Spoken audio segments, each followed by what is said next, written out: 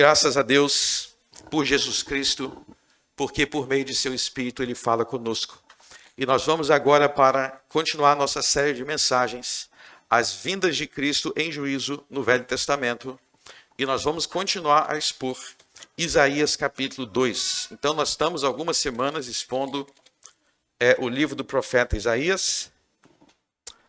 E nós paramos na semana passada no verso 4. E hoje nós vamos continuar a partir do verso 5. Deixa eu só dar uma instrução aqui para os mais novos, para que vocês sempre fiquem ligados nisso. Nós pregamos aqui em nossa igreja expositivamente. Quer dizer que a gente abre um texto da Bíblia, nós expomos o texto, aquele texto, explicando o texto. Por isso é importante você manter sempre a sua Bíblia aberta, acompanhando o texto, para que enquanto eu explique, você esteja lendo e julgando no Espírito aquilo que você ouve. Então, sempre mantenha a Bíblia aberta e acompanhando na Bíblia o que eu digo. Então, Isaías capítulo 2, versos 5 a 22. Vinde, ó casa de Jacó, e andemos na luz do Senhor. Mas tu desamparaste o teu povo, a casa de Jacó, porque se encheram dos costumes do Oriente, e são agoureiros como os filisteus, e associam com os filhos dos estrangeiros. E a sua terra está cheia de prata e ouro, e não tem fim os teus tesouros. Também a sua terra está cheia de cavalos, e os seus carros não têm fim.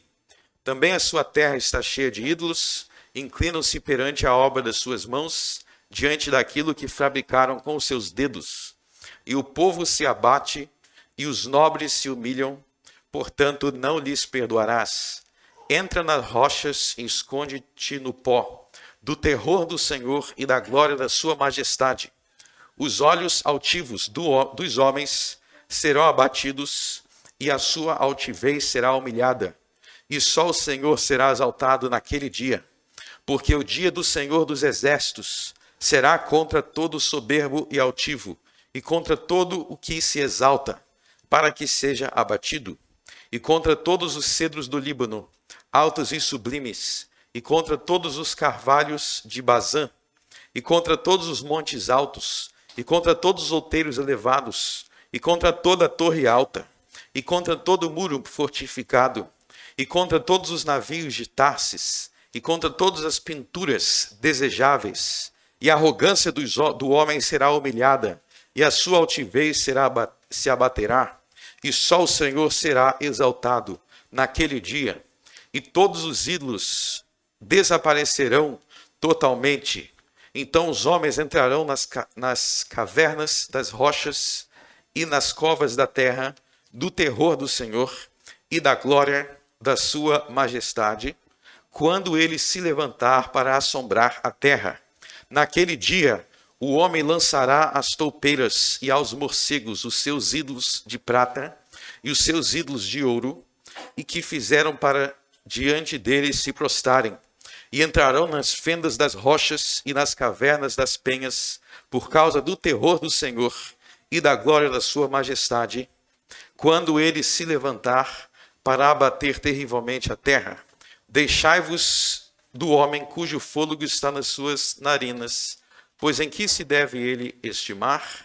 Até aí, amém. Bom, meus irmãos, nós vimos nas últimas semanas que Isaías capítulo 1. Volte para Isaías capítulo 1, verso 1. O primeiro verso diz assim, visão de Isaías, filho de Amós, que ele teve a respeito de Judá e Jerusalém, nos dias de Uzias, Jotão, Acás e Ezequias, reis de Judá. Então lembre-se que no início do livro dos profetas, os profetas, eles dão o contexto da profecia deles. Então, sempre que você for ler o livro dos profetas, preste atenção em que época aquele profeta profetizou. Em que época aquele profeta atuou como profeta. Então, ele está dando a época em que Isaías, no verso 1, ele está dizendo a época que ele profetizou. Se você voltar lá para o livro dos reis e para o livro das crônicas, primeira, segunda crônicas, primeira, segunda reis, vocês vão ler as histórias desses reis aqui. Vocês vão ler as histórias desses reis para que vocês entendam o contexto dessa profecia. E nós vimos que as profecias de Isaías, do capítulo 1 até o capítulo 6, são profecias no tempo do rei Uzias. Está vendo que o primeiro rei aí é Uzias? O primeiro rei aí é Uzias. Então, tudo do capítulo 1 até o capítulo, eu falei 6, na verdade é 5.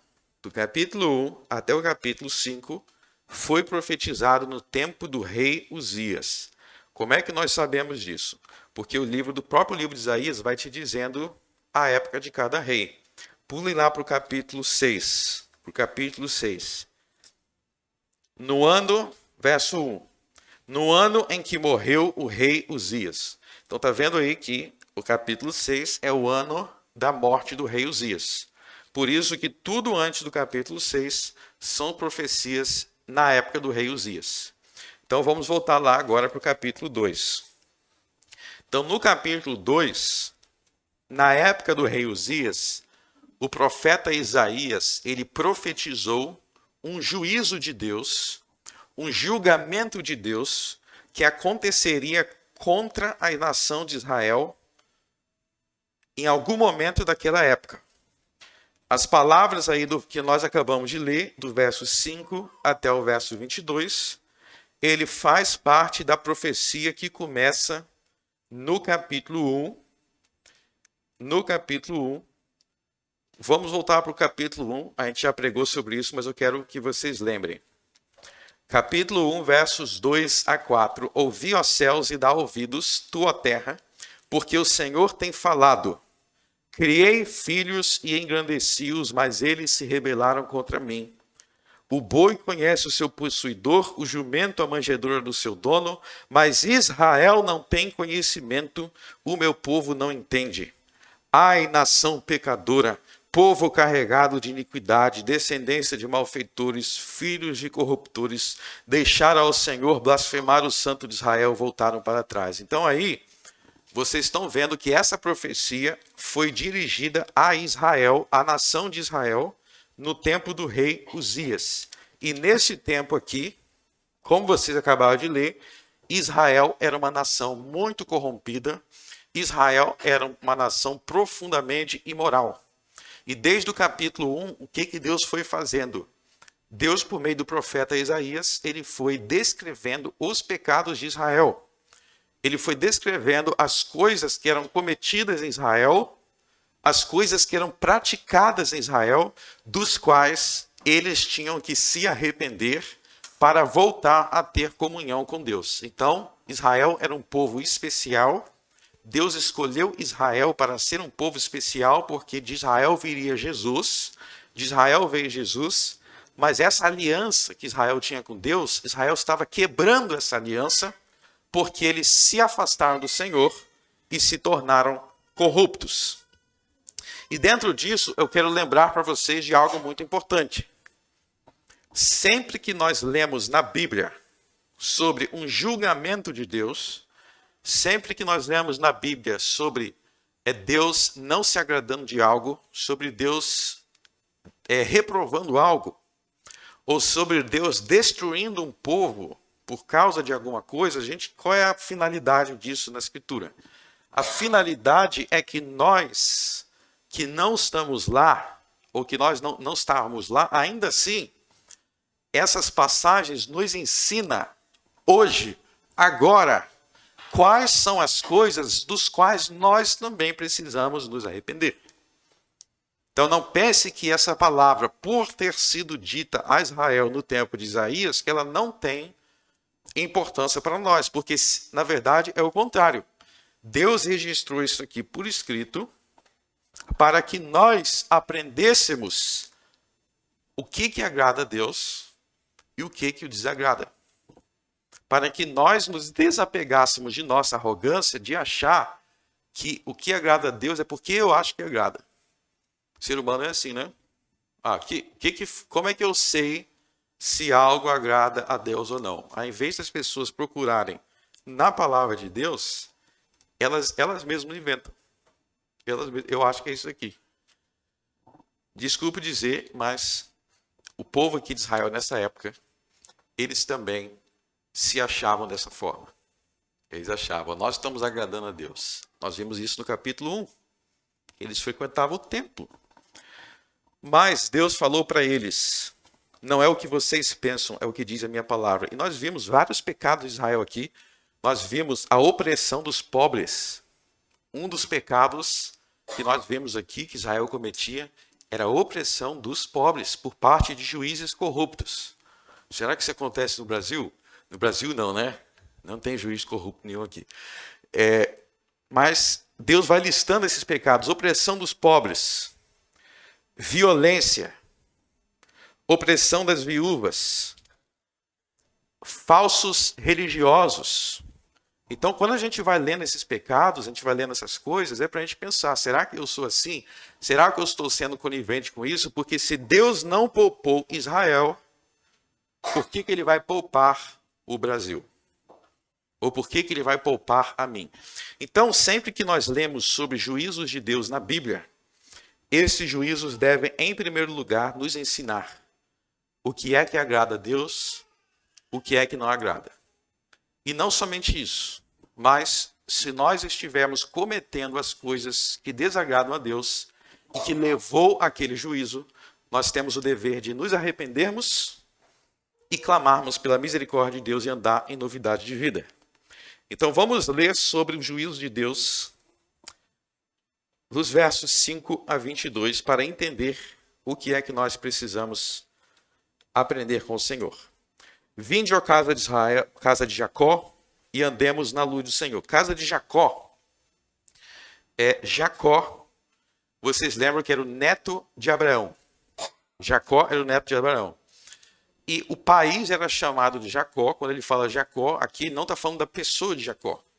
Ele está falando do país, Israel. Na verdade, Israel era o nome de Jacó também. Deus mudou o nome de Jacó para Israel. Então, quando ele fala Jacó aqui, ele está falando do país, porque aquela nação descende daquele patriarca.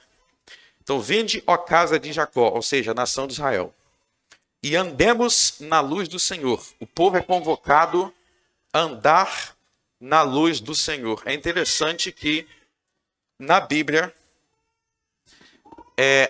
nunca é dito que nós mesmos temos luz. Ou que nós mesmos somos luz. O homem sem Deus, ele está sempre em trevas. O homem sem Deus está sempre em trevas. Deixa eu te falar uma blasfêmia que muitos dizem contra Jesus, achando que estão elogiando. Tem muita gente que diz assim, ó, Jesus é um homem iluminado. Eu já ouvi falar muito isso, com certeza vocês também. Jesus é um homem iluminado. Isso é uma blasfêmia. Jesus ele não é um homem iluminado. Porque Jesus nunca esteve em trevas para precisar ser iluminado. Eu preciso de luz, porque eu, sem Deus, sem Jesus, eu estou em trevas. Todas as pessoas estão em trevas sem Deus, sem Jesus. Porque nós precisamos de luz. Jesus não precisa de luz, ele não precisa ser iluminado. Porque Jesus, ele é Deus. Jesus é a luz, ele disse. João capítulo 8. Eu sou a luz do mundo. Então, nós precisamos ser iluminados pelo Senhor. O Senhor não precisa ser iluminado por ninguém, porque Ele é a luz. E ao reconhecer que o Senhor é a luz, que nós devemos, verso 5, andar na luz do Senhor, nós aprendemos que de nós mesmos, nós não devemos formular qualquer convicção sem Deus. Porque se Deus é a luz, qualquer pensamento, ideia, objetivo, propósito, posicionamento sem Deus vai ser trevas. Sem Deus é trevas. Aí eu tenho uma ideia, uma opinião maravilhosa. Se essa opinião é contra Jesus Cristo, ela é trevas. Andemos na luz do Senhor. Agora vai começar, o Senhor vai voltar às suas acusações. Mas tu desamparaste o teu povo, a casa de Jacó, porque se encheram dos costumes do Oriente, e são agoureiros como os filisteus associam com os filhos dos estrangeiros. Vamos analisar esse primeiro pecado do qual Deus acusa o povo. Se encheram dos costumes do Oriente, são agoureiros. O que quer dizer essa crítica, se encheram dos costumes do Oriente? Será que eu não posso mais comer sushi, né? Sushi, comida lá do Oriente? Não, ele não está falando de costume aqui de comida. Ele está falando de costume religioso, práticas religiosas que vinham do Oriente. Então, um dos pecados de Israel aqui era adotar práticas religiosas que não tinham sido ordenadas por Deus. Deus ensinou Israel como adorar. Deus ensinou Israel como orar. Deus ensinou Israel como buscar o seu nome. Deus deu orações a Israel, Deus deu cânticos, louvores. Deus ensinou como é que se adora. E Deus fez isso por meio de muitos sinais e prodígios. Vocês lembram que Israel foi liberto da escravidão do Egito? E Deus falou, sou o libertador de vocês. E eu vou ensinar para vocês como é que se busca Deus. Eu vou revelar como que é o Deus verdadeiro. Como que é o Deus verdadeiro. E em vez de Israel se contentar com essa revelação que eles tiveram do Criador dos céus e da terra, com essa lei que eles tinham do Criador dos céus e da terra, eles começaram a pensar como é que os filisteus adoram os seus deuses. Eu quero saber como é que é os deuses dos filisteus. Eu quero saber como é que é o Deus tal, o Deus tal, o Deus tal. E isso era uma grande loucura, porque eles tinham o Deus verdadeiro e eles estavam trocando por religiões e práticas religiosas de deuses falsos. Todos esses deuses eram falsos. E aí que entra a palavra agoureiro. O que significa a palavra agoureiro? Agoureiro é adivinho. Vamos abrir em Deuteronômio capítulo 18 para entender o contexto dessa lei que Deus deu. O contexto dessa lei que Deus deu, Deuteronômio 18. Vamos ler o que Deus falou sobre os agoureiros. Deuteronômio 18, versos 9 a 14. Quando entrares na terra que o Senhor teu Deus te der, não aprenderás conforme as abominações daquelas nações. Então aí Deus está falando, ele vai falar de abominações que ele não queria que Israel aprendesse. Verso 10. Entre ti não se achará quem faça passar pelo fogo a seu filho ou sua filha. Para aí. Entre ti não se achará quem faça passar pelo fogo a seu filho ou sua filha. O que significa isso? Passar pelo fogo a sua filha e o seu filho. Havia um desses deuses aí, que Deus falou que era falso, se chamava Moloque. E o deus Moloque, como é que o povo lá adorava o deus Moloque? Eles tinham um filho que eles não desejavam, tinha uma estátua do deus Moloque. Aí dentro dessa estátua tinha um fogo. Vocês podem ver como é que essa estátua, se digitar no Google, não agora, vocês podem ver como que era a imagem do deus Moloque. E aí a pessoa ia lá, colocava o filho dela e oferecia o filho em sacrifício a Moloque, e ele passava pelo fogo. Era oferecido em sacrifício a Moloque. Aí talvez vocês perguntem, será que já existiu uma religião assim, que o pessoal oferecia o seu filho para morrer? Que tipo de pai doido faria isso? Não é que existia, ainda existe. Ainda existe, porque hoje os pais não dizem assim, vou entregar meu filho para Moloque, mas eles dizem, eu não tenho condições financeiras de criar meus filhos, então eu vou abortar. É a mesma ideia. Naquela época, ele podia pegar, nasceu o filho, não é desejado, oferece para Moloque. Hoje, pratica-se aborto. No final, é tudo a mesma coisa, porque é matar uma criança. É matar uma criança, é o pecado de matar uma criança. Infelizmente, ainda existe essa falsa religião, mas com outro nome. Com outro nome, né? E também aqui no Brasil existem tribos indígenas, algumas, tá? Algumas, não todas, que eles, se os filhos tiverem algum tipo de problema, às vezes nasceu com algum problema, eles enterram vivo. Isso acontece no Brasil. Infelizmente, que Deus acabe com todas essas coisas. Mas, para você entender, naquela época, passar o filho pelo fogo era isso. Tá? Continuando. Então, uma prática religiosa que Deus proíbe, tá? O Deus verdadeiro, ele não aceita sacrifício humano. O Deus verdadeiro não aceita sacrifício humano, os falsos deuses sim. Vamos continuar no verso 10. Nem adivinhador, nem prognosticador, nem agoureiro, nem feiticeiro, nem encantador, nem quem consulte a um espírito adivinhador, nem mágico, nem quem consulte os mortos, pois todo aquele que faz tal coisa é abominação ao Senhor. Então você viu aí, ó, agoureiro no verso 10, está junto com adivinhador, está junto com prognosticador, feiticeiro, encantador. Então o que são isso? São os adivinhos. Então você sabe que quando você abre lá seu jornal, tem escrito assim, ó, você é do signo tal, então se você nasceu em tal data, com base na posição das estrelas, hoje você vai estar mal-humorado, vai discutir com a sua mulher. Você está fazendo uma previsão com base nos signos, nas estrelas. Ou quando alguém pega a sua mão, vai ler a sua mão, estou vendo aqui que você tem essa marca aqui, porque vai acontecer tal coisa com você. Ou tem a bola de cristal, né? Vamos abrir aqui a bola de cristal. Ou tem a carta omante. Tem a carta omante, né? Eu vou jogar uma carta aqui, jogar um búzios para ver o que vai acontecer. Então tudo isso é abominação ao Senhor. Feitiçaria, né? Você anda aí pelas ruas, tem lugar do Rio Grande do Sul, você está andando pelas ruas, tem alguém sacrificando um animal ali para abençoar alguém ou amaldiçoar alguém. Feitiçaria, encantador, espírito adivinhador. O que é espírito adivinhador? O pessoal diz que recebe um espírito para poder prever o que vai acontecer no futuro. Quem consulte os mortos, né? Tem aqueles que dizem que recebem o espírito de um familiar.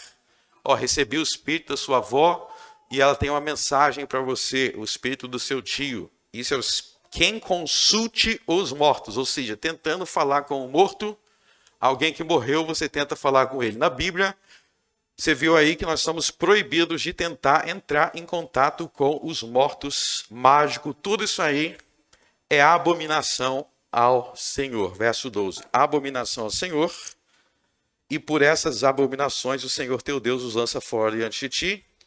Verso 13, perfeito serás com o Senhor teu Deus, porque essas nações que há de possuir ouvem os prognosticadores e os adivinhadores, porém a ti o Senhor teu Deus não permitiu tal coisa, não permitiu tal coisa. Então volte lá para Isaías 2. Isaías 2, verso 5. Andemos na luz do Senhor. Você quer andar na luz do Senhor? Então pare de fazer as práticas religiosas que o Senhor condena.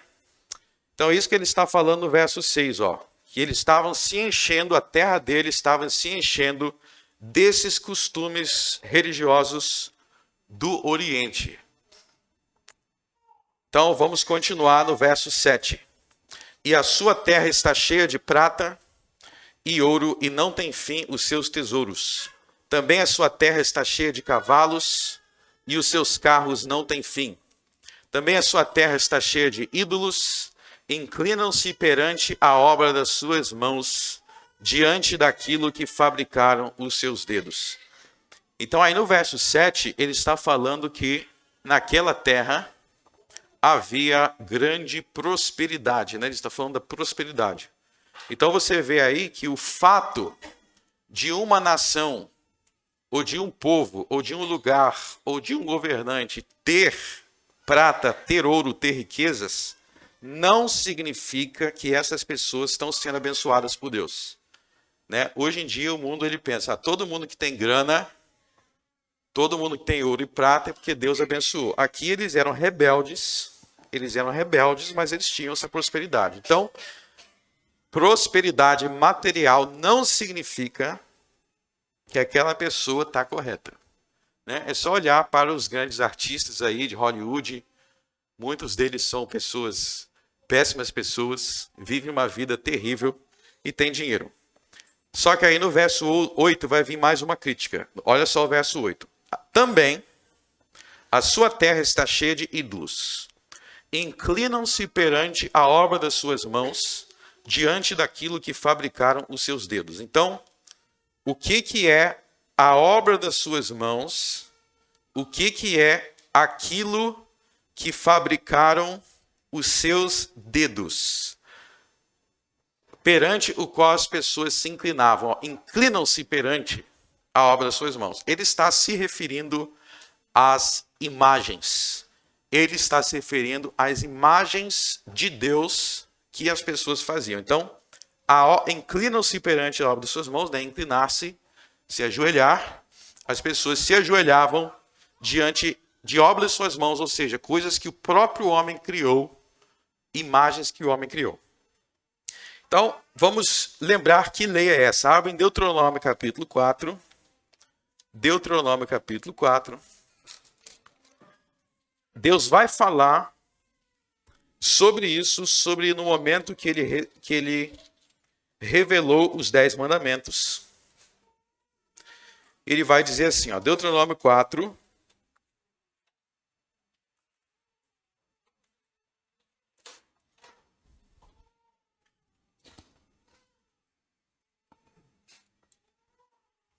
verso 5. Vedes aqui, vos tenho ensinado estatutos de juízos, como me mandou o Senhor meu Deus, para que assim façais no meio da terra a qual ides a herdar. Então Deus está falando, ó, Moisés está falando, ó, Deus ensinou estatutos, juízos, as leis de Deus. Verso 6. Guardai-os, pois, e cumpri-os. Guardai-os, pois, e cumpri-os, porque isso será a vossa sabedoria e o vosso entendimento perante os olhos dos povos. E ouvirão todos esses estatutos e dirão: este povo é nação sábia e entendida, pois que nação há tão grande que tenha deuses tão chegados como o Senhor vosso Deus, todas as vezes que o invocamos?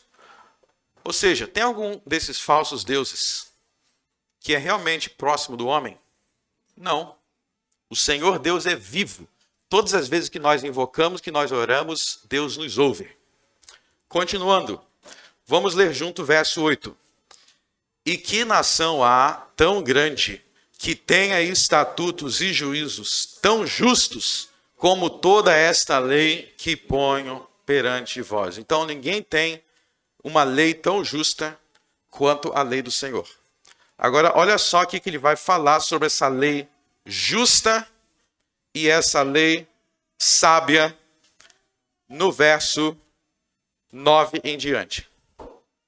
Então, somente guarda-te a ti mesmo, guarda bem a tua alma, que não te esqueças daquelas coisas que os teus olhos têm visto, e não se apartem do teu coração todos os dias da tua vida, e as farás saber a teus filhos e aos filhos de teus filhos, o dia em que estiveste perante o Senhor teu Deus em Horebe, quando o Senhor me disse: ajunta-me este povo, e os farei ouvir as minhas palavras, e aprendê-las-ão, para que me temerem todos os dias que na terra viverem, e as ensinarão a seus filhos.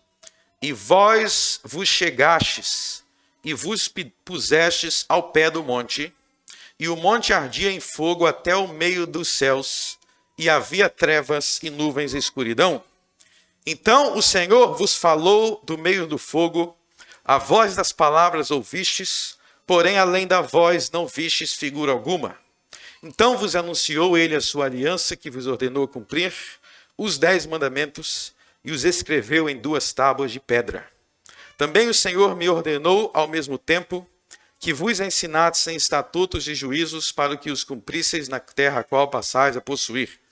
Então aí está falando da época que Deus revelou, verso 13, os 10 mandamentos. Verso 15. Guardai, pois, com diligência as vossas almas, pois nenhuma figura vistes no dia em que o Senhor em Horebe falou convosco do meio do fogo, para que não vos corrompais e vos façais alguma imagem esculpida na forma de qualquer figura, semelhança de homem ou mulher, figura de algum animal que haja na terra, figura de qualquer ave alada que voa pelos céus. Então você vê aí que quando Deus revelou os 10 mandamentos, você vê que Moisés está dizendo que eles não deveriam se corromper fazendo alguma imagem de Deus de qualquer forma que fosse, na forma de homem, na forma de mulher, na forma de qualquer animal, nenhuma imagem poderia ser feita de Deus. Então, volte lá para Isaías 2. De Gênesis até Apocalipse, do primeiro ao último livro da Bíblia, vocês sabem que não existe nenhum exemplo de ninguém se inclinando perante uma imagem, verso 8, obra de suas mãos, e Deus aprovando. Sempre é Deus condenando, e isso faz parte do segundo mandamento. Então aí, do verso 6 até o 8, você vê que Deus está condenando, ele está descrevendo práticas religiosas que não agradavam feiticeiros, adivinhos, agoureiros, falar com morto, pedir proteção de morto ou fazer imagens de Deus. Nada disso agrada a Deus, e o povo de Deus deveria parar de inventar coisas da sua própria cabeça e deveria voltar-se para a luz do Senhor, aquele que ilumina nossos olhos para dizer o que agrada a ele ou não. Continuando então, a partir do verso 9, o que Deus vai falar ainda a partir do verso 9? Ele vai dizer que, como consequência de todos esses pecados, que ele descreveu desde o capítulo 1, perseguição aos pobres, humilhação dos necessitados, maltrato dos viúvas, feitiçaria, procura conversa com o morto, faz imagem, todas essas coisas seriam julgadas, seriam condenadas por Deus em um grande juízo que ocorreria em Israel. Veja o que ele diz no verso 9. E o povo se abate, os nobres se humilham, porquanto não lhes perdoarás. Deus não vai perdoar esse povo. Verso 10. Entra nas rochas, esconde-te no pó, do terror do Senhor e da glória da sua majestade. Então, quando ele fala aí do terror do Senhor, da manifestação da glória do Senhor, ele está dizendo que Deus iria julgá-los por esses pecados que ele acabou de descrever. E aí ele diz no verso 12, quer dizer, versos 11 e 12, os olhos altivos dos homens serão abatidos, a sua altivez será humilhada, e só o Senhor será exaltado naquele dia, porque o dia do Senhor dos exércitos será contra todo soberbo e altivo, e contra todo que se exalta, para que seja abatido. Então, preste atenção nas palavras no verso 11, altivo. O que significa altivo? Altivo é alguém arrogante.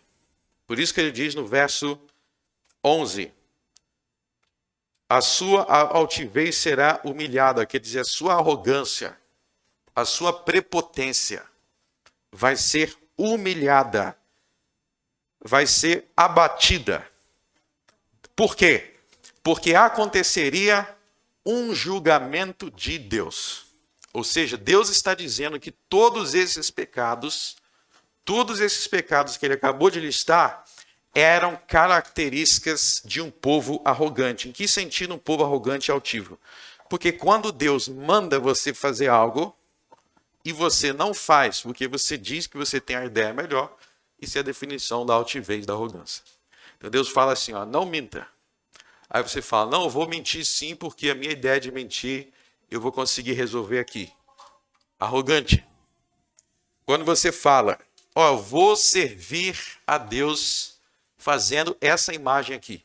Essa imagem aqui vai servir para eu servir a Deus. Isso é altivez, porque Deus não mandou fazer essa imagem, ele proibiu. Ó, os 12 apóstolos viram Jesus. O apóstolo Paulo viu Jesus. Maria Madalena viu Jesus. O apóstolo João, na última ceia, estava abraçado com Jesus. Maria, a mãe do Senhor, a bem-aventurada mãe do Senhor, carregou Jesus no seu ventre. Qual deles fez uma imagem de Jesus? Nenhum deles.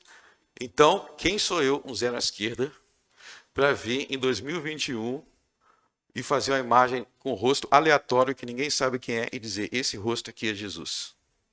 Quem viu, não fez. Quem fez, não viu.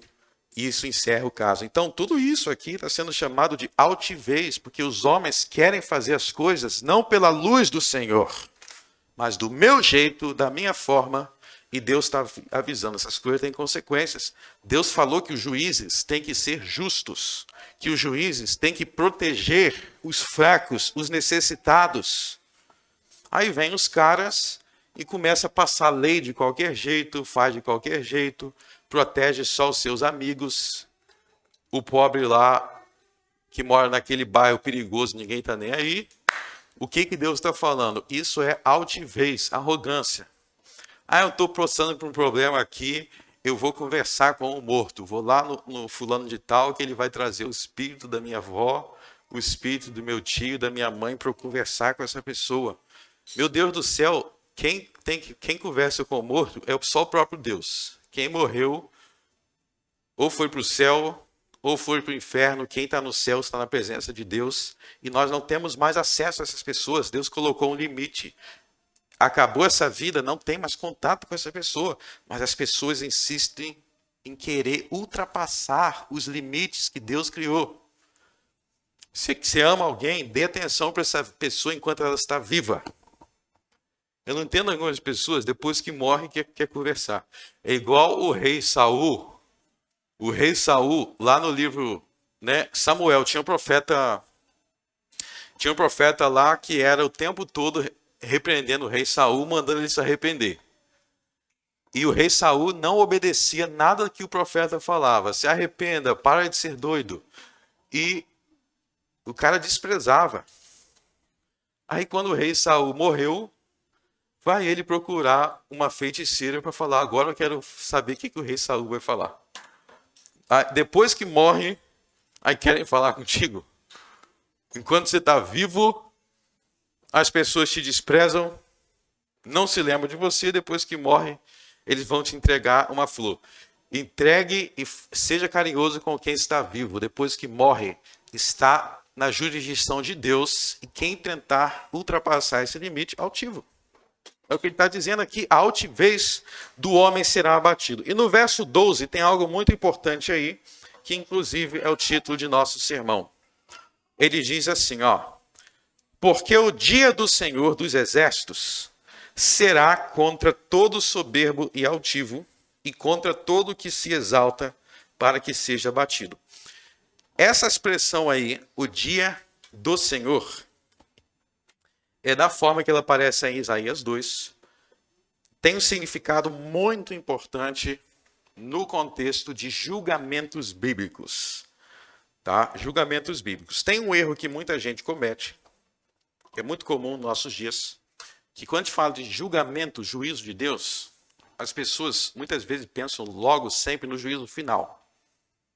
Ou pensam logo no fim do mundo. Realmente, no juízo final, vai ter um juízo final, vai ter um fim do mundo. Não aconteceu em 2012, quando eu era mais novo, eu falava assim, 2012, eu falo 2000 vai acabar o mundo, né? Anos 2000 vai acabar o mundo, 2012, o povo vive marcando data, né? Eu não sei por que esse desespero para acabar o mundo, não sei se é desespero para acabar o mundo ou desespero para ganhar dinheiro vendendo livro para trouxa, que você convence que você sabe quando vai acabar o mundo. Não, Jesus disse que ninguém sabe quando vai acabar o mundo. Pelo amor de Deus, Jesus disse, ninguém sabe o dia e a hora. Mateus 24, 36. Ninguém sabe o dia e a hora. Reverendo Frank Brito, quando é que o mundo vai acabar? Eu não faço a mínima ideia.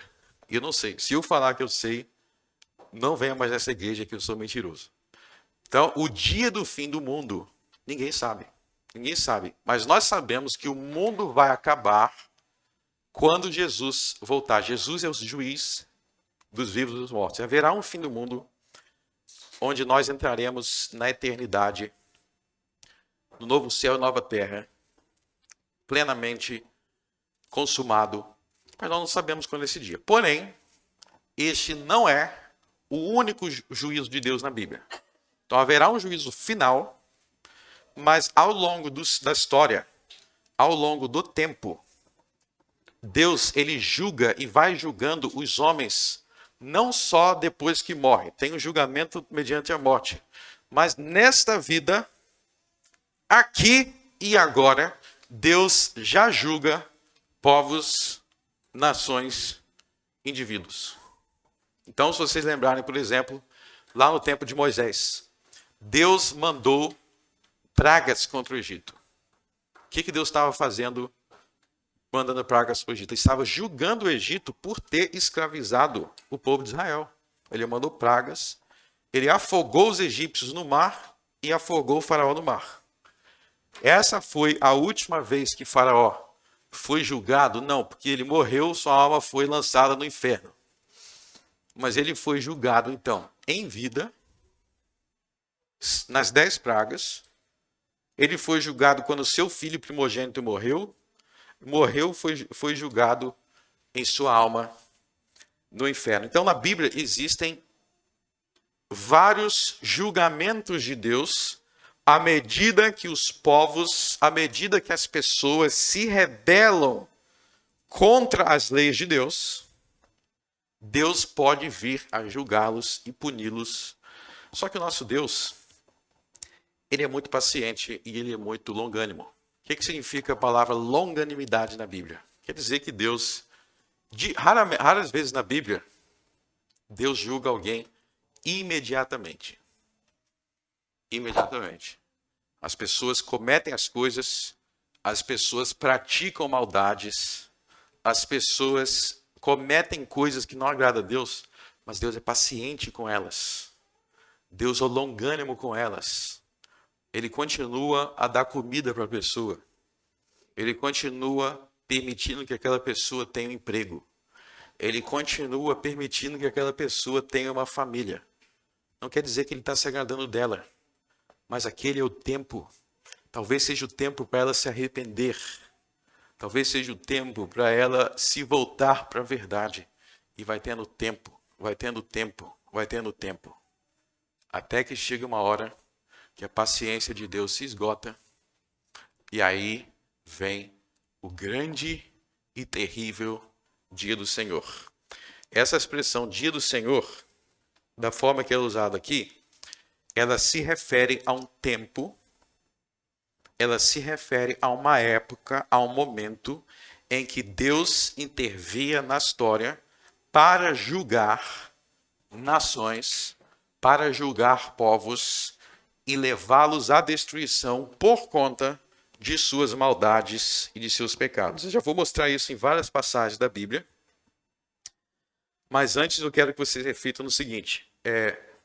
As pessoas pensam, poxa, mas Deus julga na Bíblia?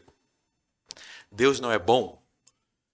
Exatamente por ser bom que Deus julga. Nós acabamos de ver aqui, no outro sermão nós vimos em Isaías 1, que Deus ele não se agradava quando uma pessoa era vítima de violência, quando um pobre era roubado, quando uma viúva era roubado, e os juízes humanos não faziam nada. Então Deus não se agrada quando alguém sofre um crime. Isaías 1 mostra isso, a gente pregou aqui. Quando alguém sofre um crime e as autoridades não façam nada. Então, se alguém entrar na sua casa, que Deus te livre isso. Mas se alguém entrar na sua casa, roubar seus bens, Deus fica irado. Deus fica irado se a polícia, se os juízes não fizerem nada contra isso. Deus fica irado quando há mortes, assassinatos, e ninguém está nem aí, morreu mais um. Isaías 1 mostra que Deus fica irado. Por quê? Porque Deus é bom. Porque Deus é bom. Então a ira de Deus na Bíblia não é contrária à sua bondade. Pelo contrário, faz parte da sua bondade, faz parte de uma pessoa boa. Pensa num ser humano bom. Um ser humano bom, ele não gosta de ver maldade acontecendo, ninguém faz nada, não é assim? Tem a maldade acontecendo aqui, eu estou rindo. Então eu sou uma pessoa cruel. Quando você vê a maldade, você fica irado. Por isso que Deus na Bíblia se ira. Porque ele é bom. E aí quando ele vê que está toda essa confusão acontecendo e ninguém faz nada, tem velho sendo assassinado, tem o outro ali, uma mulher sendo estuprada, violentada, não tem ninguém está nem aí. Aí o que Deus faz? Ele próprio intervém para punir o lugar inteiro. Então é isso que acontece na Bíblia. como tudo isso está acontecendo, ninguém está nem aí, então eu, o próprio Senhor, vou ter que intervir para castigar vocês. Então, na Bíblia, os juízos de Deus fazem parte da sua bondade, quando ele, em toda a sua paciência, em toda a sua longanimidade, ele dá avisos e avisos, ninguém quer ouvir. Chega uma hora que tem que acabar com a palhaçada e ele intervém fazendo coisas como mandar pragas ou afogar reis arrogantes dentro do mar. Então, tudo isso faz parte da sua bondade, da sua benignidade, de não tolerar que o mal cresça indefinitivamente sem nada acontecer. Então, o dia do Senhor, nessas passagens proféticas, significa isso. Vamos abrir em Ezequiel capítulo 3. Ezequiel capítulo 30. A gente vai ver algumas passagens que vai confirmar o que eu acabei de dizer. Ezequiel 30.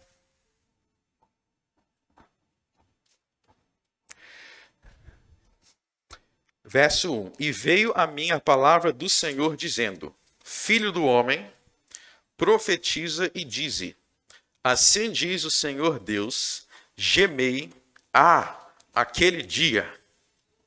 Então Deus está mandando o povo já gemer, dar grito de desespero. Por quê?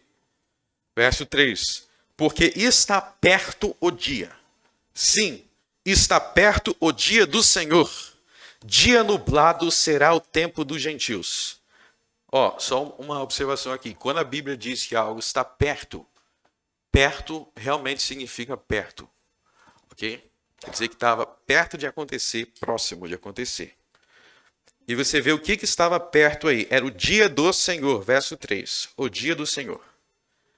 O que aconteceria nesse dia do Senhor? Verso 4. A espada virá ao Egito e haverá grande dor na Etiópia, quando caírem os traspassados no Egito, e tomarão a sua multidão, e serão destruídos os seus fundamentos. Então, você está vendo que ele está falando de uma destruição, uma guerra, espada, indica guerra, uma guerra acontecendo contra o Egito e contra a Etiópia. Ele está falando do fim do mundo? Não está falando do fim do mundo. Está falando do fim do Egito e da Etiópia daquela destruição. Continua. Etiópia, Put, Lud e toda mistura de gente, Cube, os homens da terra de liga, juntamente com eles cairão a espada.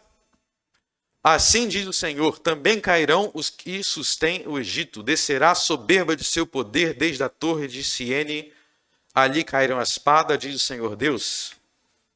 Agora pule para o verso 10. Assim diz o Senhor Deus, eu, pois, farei cessar a multidão do Egito, por mão de Nabucodonosor, rei da Babilônia. Então, como que Deus julgaria o Egito? Por meio de Nabucodonosor.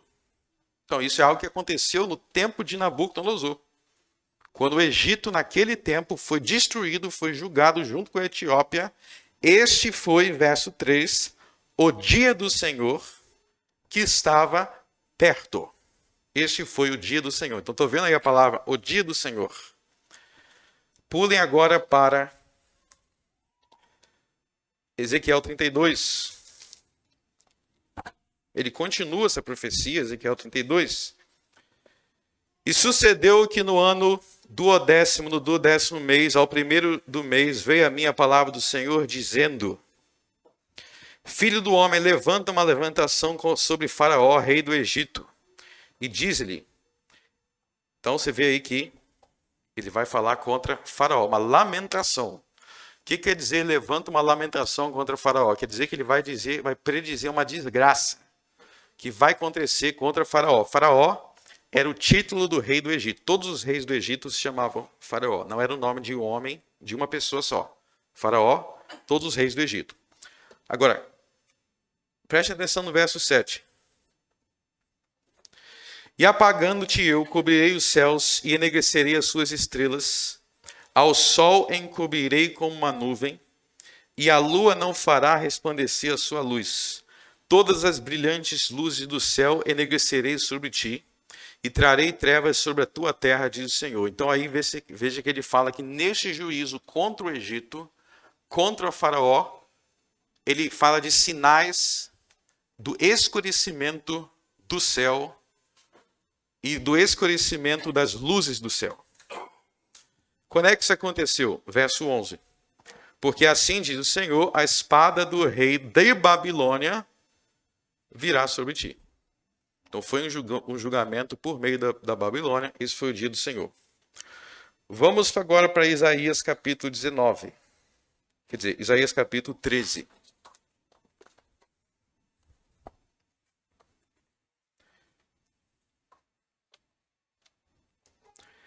Na verdade, primeiro vamos 19 e depois 13. Primeiro vai ser 19.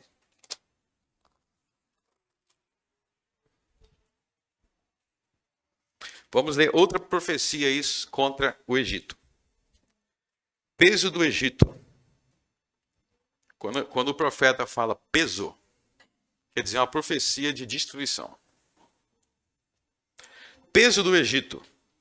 Eis que o Senhor vem cavalgando numa nuvem ligeira e entrará no Egito, e os ídolos do Egito estremecerão diante dele, e o coração dos egípcios se derreterá no meio deles. Porque farei com que os egípcios se levantem contra os egípcios, e cada um pelejará contra o seu próximo, e cada um contra o seu próximo, cidade contra cidade, reino contra reino. Então você vê aí, no capítulo inteiro, existe uma guerra civil no Egito. Um egípcio contra o outro egípcio. Uma guerra civil dentro do mesmo país. E veja que isso aconteceria mediante uma vinda do Senhor com as nuvens. Veja que o Senhor viria com as nuvens, verso 1. O Senhor vem cavalgando numa nuvem ligeira e entrará no Egito. Então veja que essa vinda do Senhor com as nuvens aí não é o fim do mundo, mas é um juízo de Deus contra o Egito no tempo do Velho Testamento, parecido com o que nós lemos lá em Ezequiel, que era o dia do Senhor. Isaías 13. Nós vamos ler em Isaías 13 um juízo contra a Babilônia. Um juízo contra a Babilônia. Todo mundo aqui sabe que a Babilônia está destruída há muitos séculos. Não tem Babilônia hoje. Vamos lá. Capítulo 13, verso 1. Peso da Babilônia que viu Isaías, filho de Amós. O que é peso mesmo? Quando o profeta começa peso, que o negócio vai ser pesado. É peso mesmo. Vai julgar o Babilônia. Ó. Então, nas outras passagens, o juízo era contra o Egito. Nessa passagem, o juízo era contra a Babilônia. Alçai uma bandeira sobre o monte elevado, levantai a voz para eles, acenai-lhe com a mão, para que entre pelas portas dos nobres. Eu dei ordens aos meus santificados, sim, já chamei os meus poderosos, para executarem a minha ira, os que exultam contra a minha majestade. Já se ouve a gritaria da multidão sobre os montes, como a de muito povo, o som do reboliço de reinos e de nações congregados. O Senhor dos exércitos passa em revista o exército da guerra. Já vem de uma terra remota, desde a extremidade do céu, o Senhor e os instrumentos da sua indignação, para destruir toda aquela terra. Clamai, pois, o dia do Senhor está perto, vem do Todo-Poderoso como assolação. Portanto, todas as mãos se debilitarão, e o coração de todos os homens se desanimará. Assombrar-se-ão e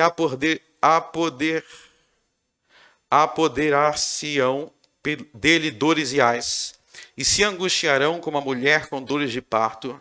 Cada um se espantará do seu próximo, os seus rostos serão rostos flamejantes. Eis que vem o dia do Senhor, horrendo, com furor e ira ardente, para pôr a terra em assolação e dela destruir os pecadores, porque as estrelas dos céus e as suas constelações não darão a sua luz, o sol se escurecerá ao nascer, e a lua não resplandecerá com a sua luz. E visitarei sobre o mundo a maldade, e sobre os ímpios sua iniquidade. E farei cessar a arrogância dos atrevidos, e abaterei a soberba dos tiranos. Farei que o homem seja mais precioso do que o ouro puro, e mais raro do que o ouro fino de Ofir. Por isso farei estremecer os céus, e a terra se moverá do seu lugar, por causa do furor do Senhor dos Exércitos, e por causa do dia da sua ardente ira. Pulem para o verso 19. Babilônia, o ornamento dos reinos, a glória e a soberba dos caldeus será como Sodoma e Gomorra, quando Deus as transtornou. Nunca mais será habitada, nem nela morará alguém, de geração em geração. Nem o árabe armará ali a sua tenda, nem tampouco os pastores ali farão deitar os seus rebanhos. Mas as feras do deserto repousarão ali, e as suas casas se encherão de horríveis animais, etc, etc. Então, veja que este dia do Senhor aqui não é o fim do mundo. Primeiro, porque ele estava perto, ele estava próximo. Segundo, porque você vê que no verso 1 e no verso 19, ele deixa claro que ele está falando de um juízo contra a Babilônia.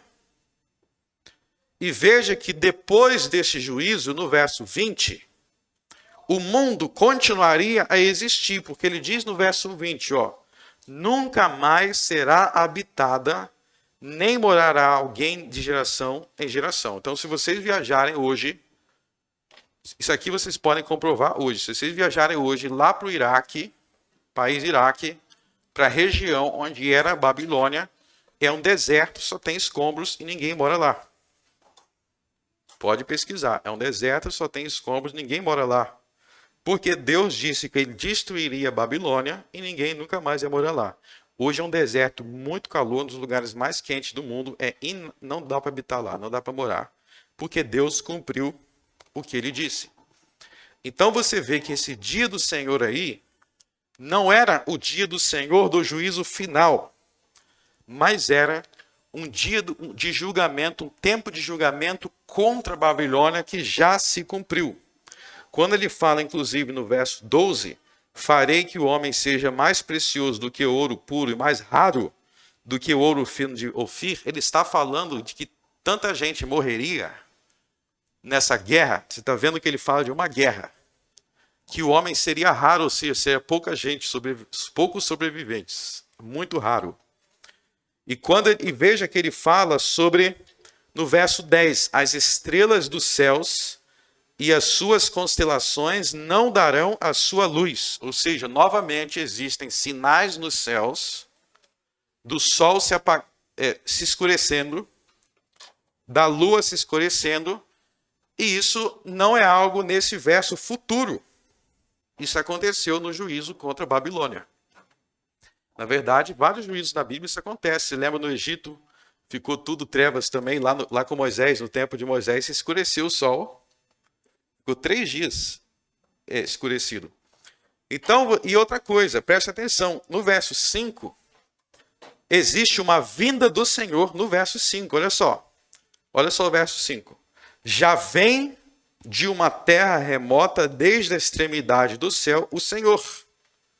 Então existiu aí uma vinda do Senhor, do céu, para julgar a Babilônia. E quando o Senhor ele veio no céu com as nuvens, igual lá no Egito, inclusive no próprio Moisés isso acontece, né? O Senhor ele veio com as nuvens para julgar o Egito. Quando isso acontece, o Senhor tem sinais nos céus. O sol se apaga. Então, com tudo isso, eu estou mostrando para vocês, volte ao capítulo 2, que existe na Bíblia diversos momentos da história em que Deus julga as nações, e em alguns desses momentos, havia algum tipo de manifestação do próprio Senhor celestial em que os homens viam e eram julgados no meio daquele juízo. A gente viu que isso acontece desde lá do Velho Testamento, no Êxodo, né? O Senhor ele se manifestou. Antes disso, em Sodoma e Gomorra, teve essas manifestações.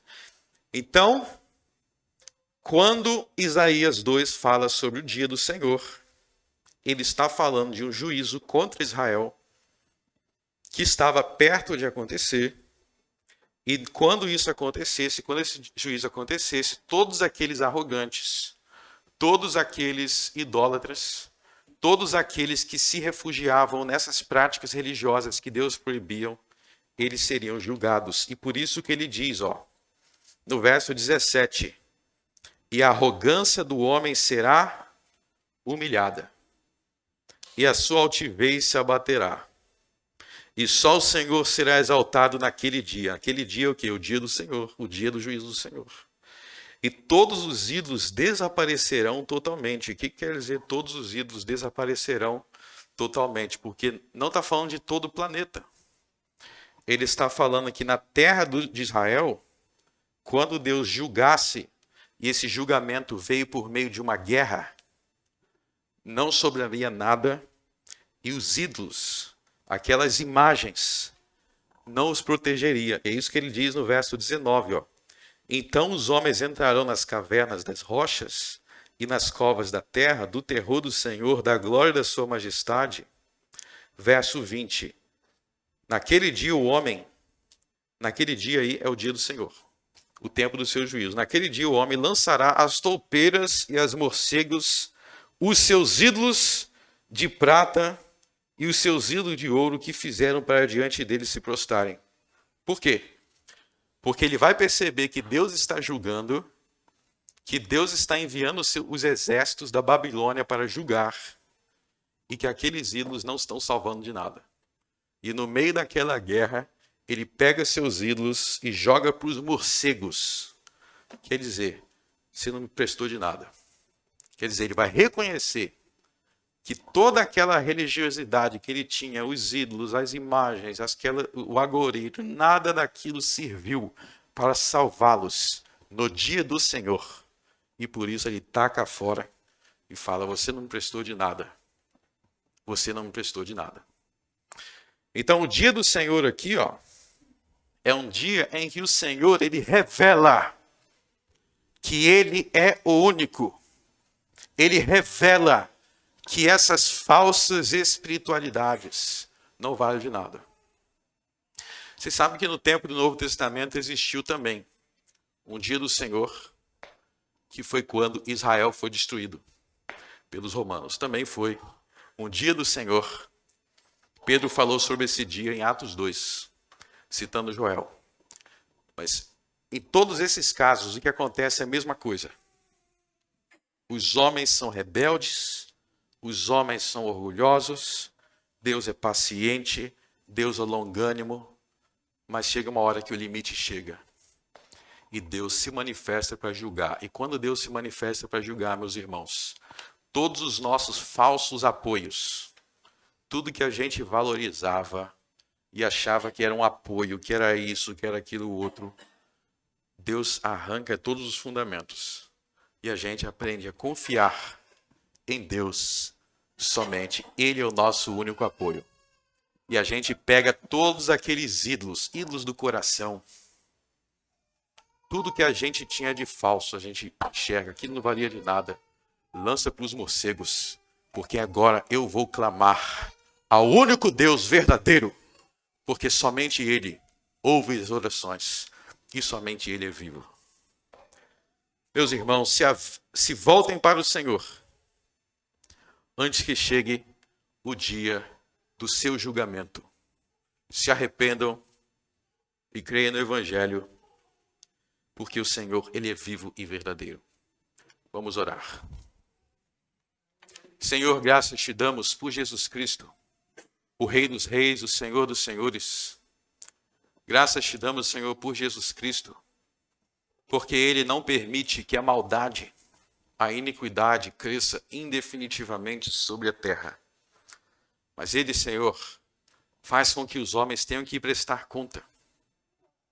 Ó Senhor, nós nos arrependemos de todas as vezes que nós fomos coniventes com qualquer um desses pecados. Nós queremos ser justos, para que quando a prestação de conta vier, nós possamos permanecer de pé diante de nosso justo juiz. No nome dele oramos. Amém.